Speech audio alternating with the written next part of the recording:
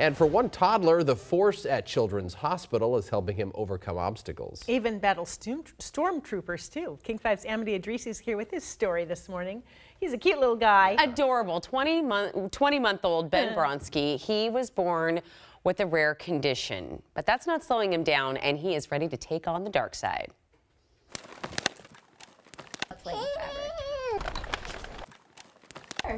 Sometimes life can seem like a battle of galactic proportions. All right, excuse you, Cobra. But one child is overcoming his obstacles by suiting up as he prepares for a visit from the dark side. Yeah, there you go. It's not often when you open the door to the Imperial Army. We've been waiting for you. Come on in. But these bad guys are doing good, and it was an all-out invasion in Snohomish when the 501st Legion Garrison Titan paid a visit to a true believer. Someone who not only talks the talk, but walks the walk. Well, it's a really rare condition. It's not, especially the extent that Ben had it. 20-month-old Ben Bronski was born with a condition called macrodactyly, where the tissues and bones in his foot were growing at an accelerated rate.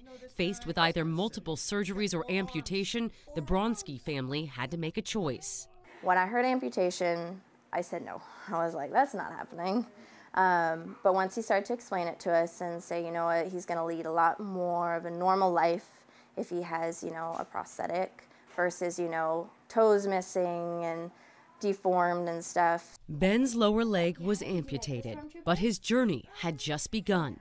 The force is strong with Ben, and as he eagerly learned to walk, the team at Seattle Children's Prosthetic Lab was ready to make him a leg worthy of a Jedi. They can be then fit with a prosthesis and learn to walk for the first time with a prosthesis. Peter Yukawa is a clinical prosthetist orthotist, and he and his team create prosthetic limbs and braces, making movement possible for children every day. And so I took a cast of his leg, and then this was sealed up and filled with plaster of Paris. Okay. This was just stripped off the model.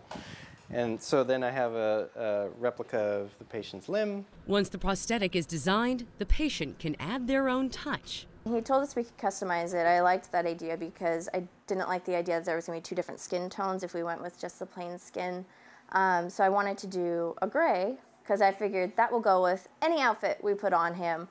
And then I went to the fabric store. I saw the stormtroopers and I was like, this is cool. There's really no limitations on what they can do with their prosthesis. And as with Ben, many children get their artificial limbs so young they don't know anything different other than having a prosthesis. A lot of them, they start so young, they just grow up knowing, oh, I have a prosthesis. Why do you have both legs, kind of thing. Ben got his first prosthetic leg in August and is now unstoppable. He now has the ability to do anything, play sports, chase his sister, and even battle stormtroopers. That is, if they don't lure him to the dark side first. The mission today is to meet Mr. Ben. We hope to recruit him one day.